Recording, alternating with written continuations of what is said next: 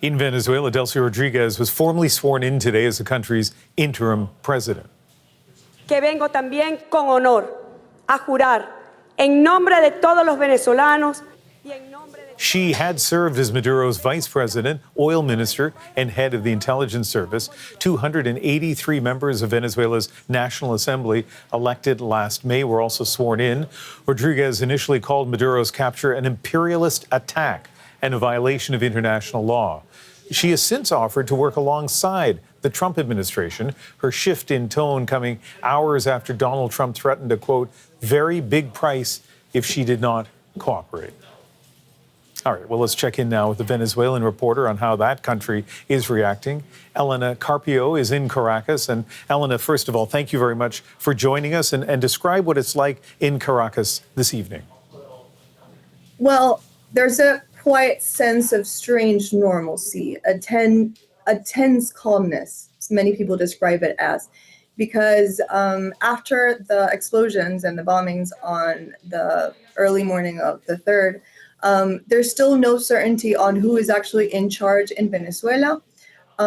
Today, for example, we had an unprecedented event happen, and that is that 14 members of the press, including the foreign press, were detained while covering the National Assembly session.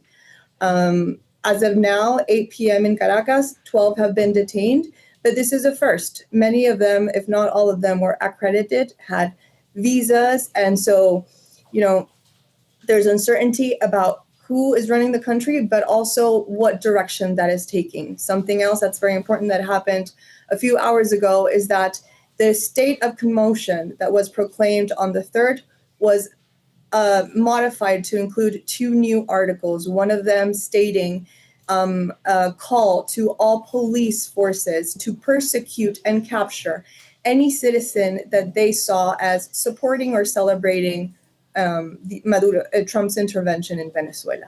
So these are worrying signs that point perhaps to new depths in repression.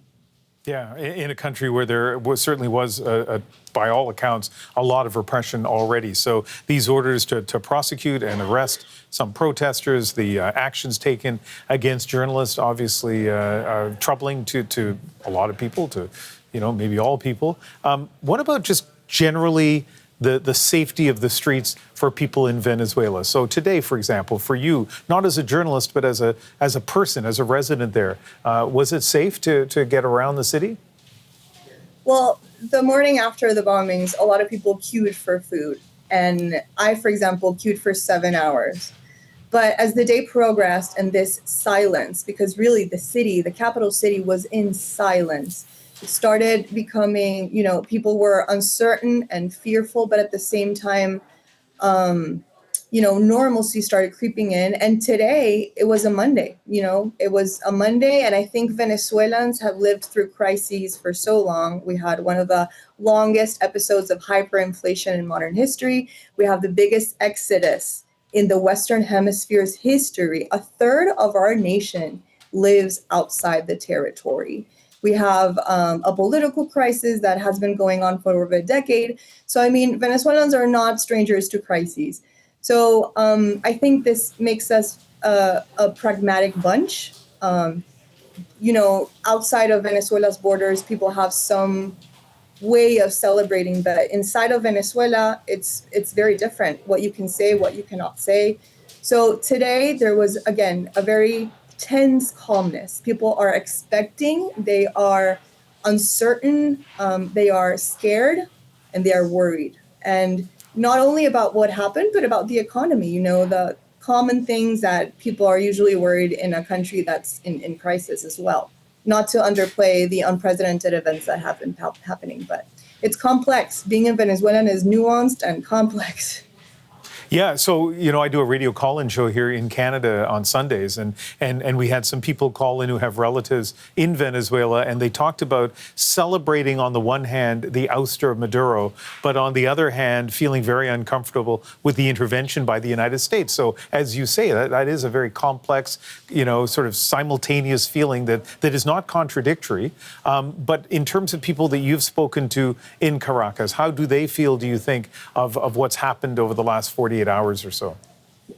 I think that's such a great description, and I want to thank you for it, because I think that understanding of the complexity and the apparent contradictions that can coexist has been missing in a lot of the coverage.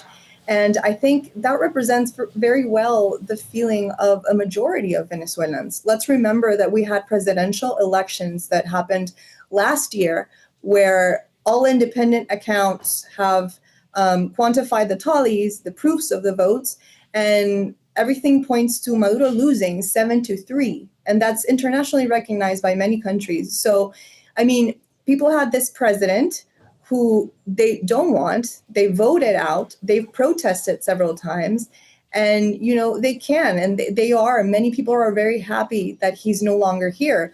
But as we said in the beginning, there's so much uncertainty about the future of Venezuelans. You know, we can talk about the oil and the resources, but Venezuelans are hanging in the balance, and, you know, they should be the center of the conversation. And we have nothing to hold on to, like nothing to grasp on, because, you know, we live in an authoritarian regime on one part, but now we, you know, our destiny is up to a president from a foreign nation, and we're not clear what it means that he's running this. So there's just so much void and a vacuum of information that makes us very hard to plan our lives and to feel any emotion, to be honest. Yeah, you capture that so well. I know you're a journalist. You're not an elected representative of your country. But as you speak to this audience in Canada, what role do you hope Canada or its people play in all of this? Empathy, please. Empathy and understanding. Because despite the right versus left narratives, the reality is much more complex. The world is much more complex.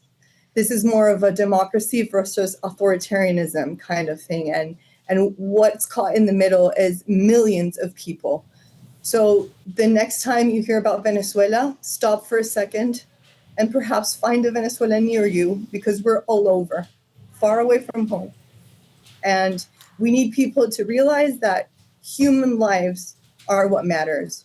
We may be from different countries, from different languages, different religions, but we all want to be happy. We want the best for our families, and we want to live in a better world. So just keep us at the top of that. So well said. And let's stay in touch. I hope we can check in with you again. Helena Carpio, thank you very much for speaking with us. You're welcome. Thank you for the chance.